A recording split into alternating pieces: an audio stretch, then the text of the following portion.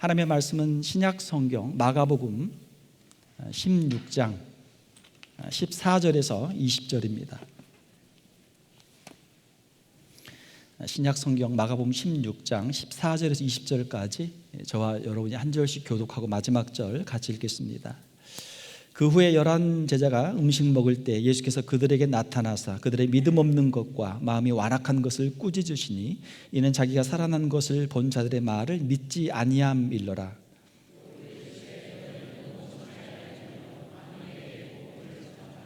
믿고 세례를 받는 사람은 구원을 얻을 것이요 믿지 않는 사람은 정죄를 받으리라.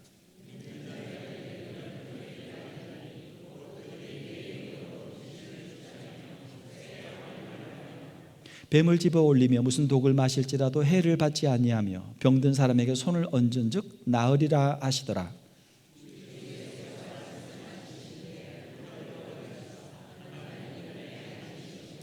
제자들이 나가 두루 전파할세 주께서 함께 역사하사 그 따르는 표적으로 말씀을 확실히 증언하시니라. 아멘. 함께 읽으신 말씀을 가지고 만민에게 복음을 전파하라라는 주제로 말씀을 전하도록 하겠습니다. 오늘은 우리 주님이 부활하신 날을 기념하는 부활주일입니다. 우리 좌우에 계신 분들과 인사를 한번 하도록 하겠습니다. 우리 주님이 오늘 다시 살아나셨습니다. 우리 주님이 오늘 다시 살아나셨습니다. 예수님의 제자들은 스승의 죽음을 앞에 두고 모든 희망을 잃고 두려움에 떨며 숨어 있었습니다. 그러나 오늘 본문은 그 절망의 자리에 부활하신 주님이 찾아오시는 모습으로 시작이 되고 있습니다.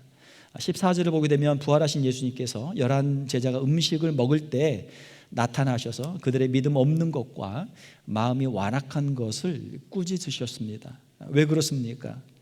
주님은 제자들에게 이미 여러 차례 주님의 고난과 부활을 예고하셨습니다. 또 부활 후에 이미 여러 목격자들을 통해서 예수님의 부활을 이야기했지만 예수님의 제자들은 믿지 않았기 때문이죠. 부활은 역사적인 사실입니다. 기독교는 단순히 도덕적인 교훈을 전하는 종교가 아니라 죽음을 이기고 다시 살아나신 예수 그리스도라는 역사적인 사건 위에 세워진 믿음입니다. 기독교는 부활의 복음을 전하는 종교죠. 만약 예수님의 죽음으로 끝났다면 그것은 우리의 헛된 믿음일 뿐이죠. 그러나 부활을 통해서 예수님이 다시 살아나셔서 하나님의 아들이심과 그분의 십자가에서 이루신 속죄가 온전하다는 것이 증명이 되었습니다. 예수님께서는 이르시되 내가 부활이요 생명이니 나를 믿는 자는 죽어도 살겠고 무릇 살아서 나를 믿는 자는 영원히 죽지 아니하리니 이것을 내가 믿느냐라고 말씀하셨습니다.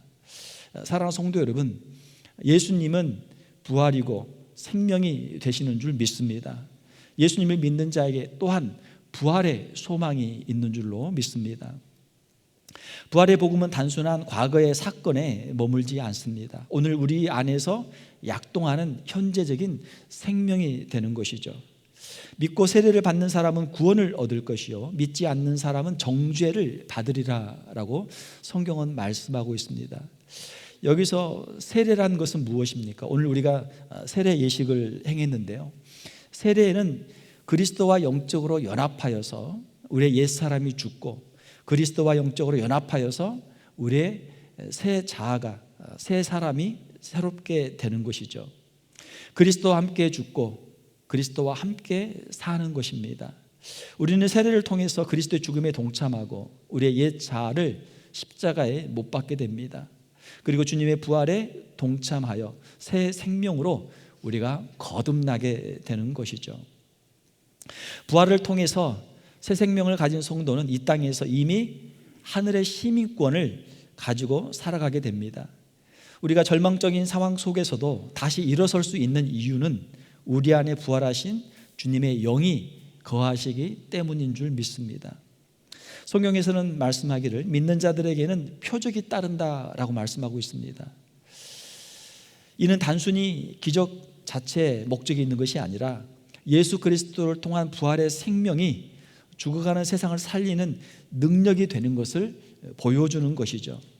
17절 이하에 보게 되면 믿는 자들에게는 이런 표적이 따르리니 곧 그들이 내 이름으로 귀신을 쫓아내며 새 방언을 말하며 뱀을 집어올리며 무슨 독을 마실지라도 해를 받지 아니하며 병든 사람에게 손을 얹은즉 나으리라 라고 말씀하고 있습니다. 이 구절들이 가지고 있는 내용은 무엇입니까? 복음 전파가 하나님께 함께 하시는 일이다라고 하는 것이죠. 예수 믿는 사람들이 개인적으로 어떤 특별한 능력을 가진 것이 아니라 하나님께서 함께 하시는 사람들이다라고 하는 것을 증거하는 것입니다. 제자들이 예수 그리스도의 복음을 가지고 나갈 때, 나가서 두루 전파할 때 주님께서 그들과 함께 하셨고 그 따르는 표적으로 말씀을 확실히 증언했다라고 성경은 기록하고 있습니다.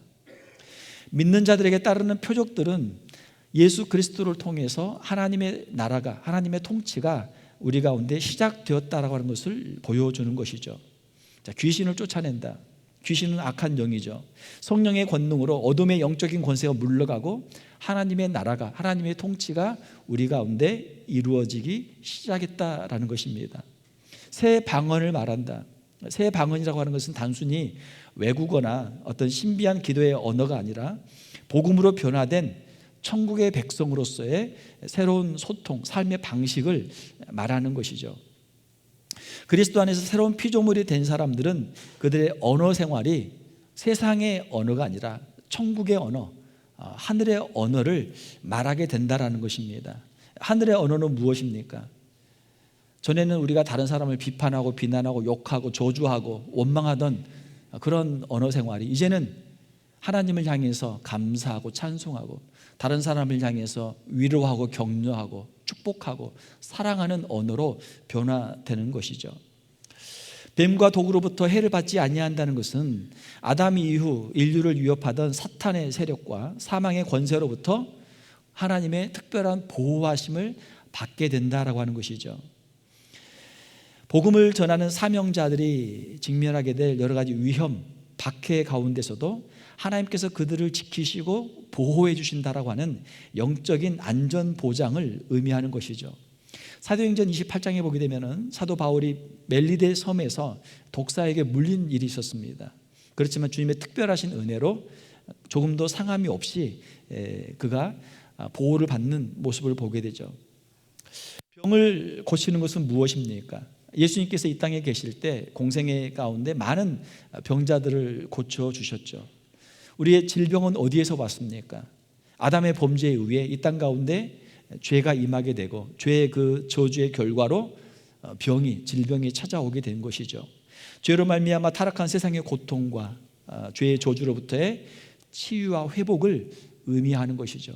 우리가 이 땅에서 살아가는 가운데 우리의 육신이 완전한 영원한 생명을 누릴 수는 없죠. 언젠가는 우리의 육체는 무너지게 되어 있습니다. 그러나 우리에게는 부활의 소망이 있죠.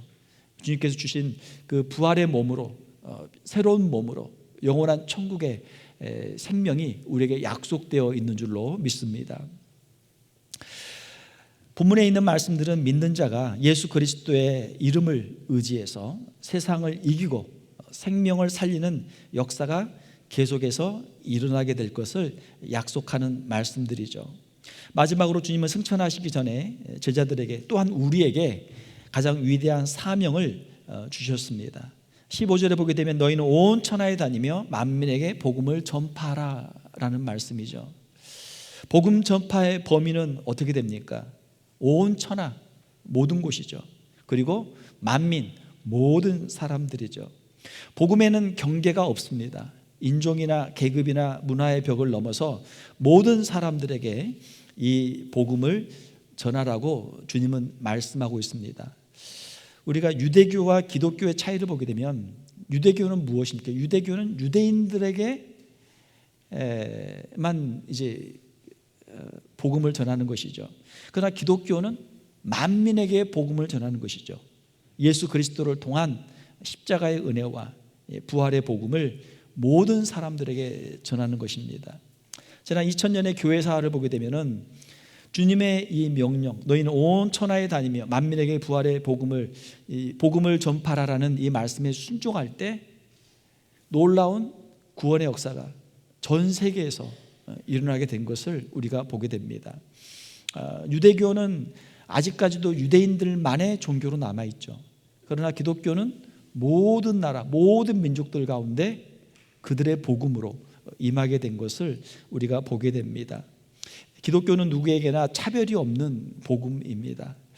복음을 전하기 위해서 나 자신을 벗어나서 내 울타리를 넘어서 우리가 다른 사람들에게 우리가 찾아가고 우리가 밖으로 우리가 사랑을 전하는 것이죠. 주님께서는 이 명령을 주시면서 동행과 동역의 약속을 함께 주셨습니다. 마가복음 16장 20절에 보게 되면 제자들이 나가 두루 전파할세 주께서 함께 역사하사 그 따르는 표적으로 말씀을 확실히 증언하시니라 라고 기록하고 있습니다. 우리가 주님의 명령에 순종해서 복음을 전하러 갈 때 우리 혼자만 가는 것이 아니죠.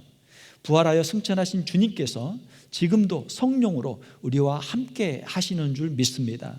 우리가 복음을 전할 때 주님이 함께 역사하고 계시는 것이죠.